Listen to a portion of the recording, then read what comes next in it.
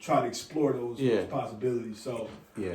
Regardless of what we think about, Bron on the court. Well, let's stop there. I mean, what do you mean, regardless of what we think about it? No, there's three different teams, 4 rings. Yeah. But that painting is important, man, because a former student of mine did that. Oh, wow. Jay Mills, and actually he was a part of the think tank. That footage will be a part of this as well. Okay. And he had it. I asked him to bring some of his artwork, and when I saw this one, I had to buy it. And this was a while ago. And so this was before the ring with the Lakers. And this is before the pandemics hit the airwaves. And, he's definitely on the front line. He's definitely a champion for equality, equity, justice. Of course, he has the school. He's quite the humanitarian off the court and quite the competitor on the court. I mean, it just seems to be quite the father at the crib, too. Absolutely. And so, I think that's I wanted to, I'm just between, just with us, and I think that's another podcast that I'll probably want to do next week, is that, in the midst of this pandemic, man, like I've been seeing, fathers, concerned about the education of their kids. And so, I've had men reach out to me about, hey, tutors, I can get some resources, stuff like that. Yeah. And so, as I was thinking about it, one of the last songs that In Demand was involved in had to do with fatherhood, and one of my taglines on it was, Black men as educators, as mentors, as volunteers, and as fathers, it's all connected. You know what I'm saying? I think that as we talk about Black men being involved in the lives of children at school, children in the community, and things like that. Yeah. We also have to talk about the fatherhood aspect of being involved at the home. That's the first opportunity to teach and learn. No doubt. And that's why I think it's an extension. It's a connection. You know what I'm saying?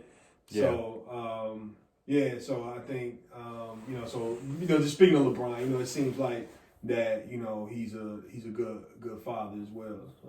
Yeah, I agree. And, a lot of good work on and off the court. And, I heard an interview with 2 Chainz and his voting interests.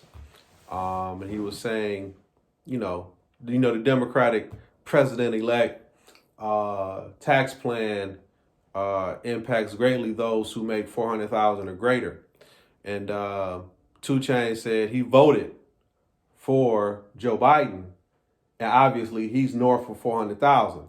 So he voted against his interests in that regard. And the point I'm making here is LeBron, who can afford to live comfortably with him and his family and not have to worry about the rest of us, has chosen to worry about the rest of us, to worry about the least of us.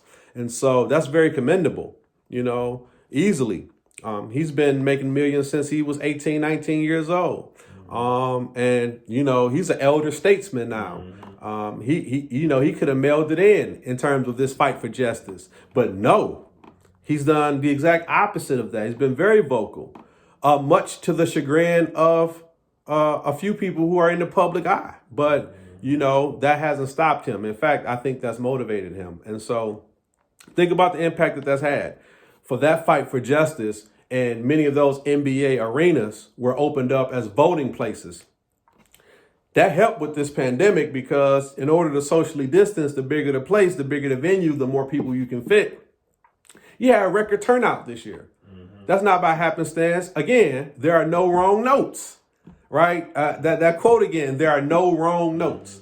So that's improvisation. And look at the turnout. Look at the result, man. But so, man, I think what's next, though, as we itemize, we got the barbershop talk, we got the think tank that we had at the FREC, we have the TED talk, we have the meeting that we had at Teach 313, we got the 3 videos for the In Demand movement, we have countless hours of various think tanks to splice together.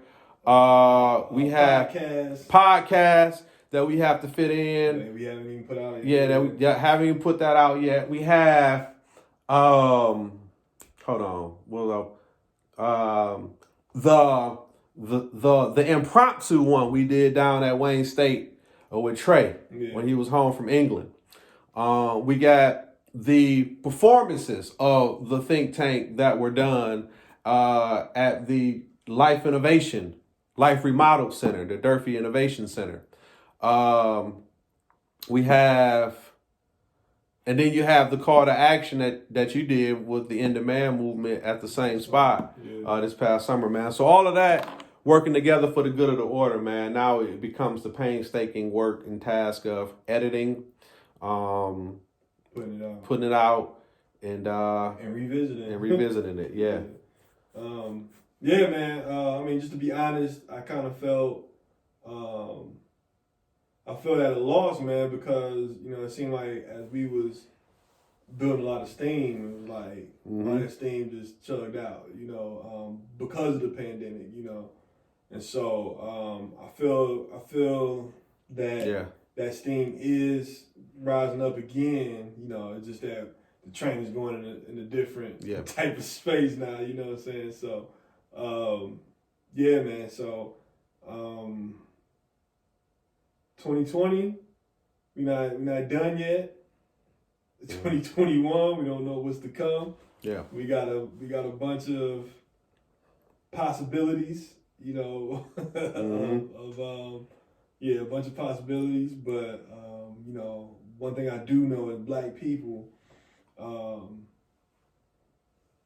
we thrive in adversity. Yeah. You know what I'm saying? And we come up with solutions, we come up with opportunities, and we thrive, you know what I'm saying? Yeah. So I'm looking forward just to see how, not just the think tank, not just the In Demand, but just how the culture responds to everything that's happened, that's about to happen, you know, and how we come up on top like how we've done throughout history, man. So that's it, man. Yeah. All right. Hey, do me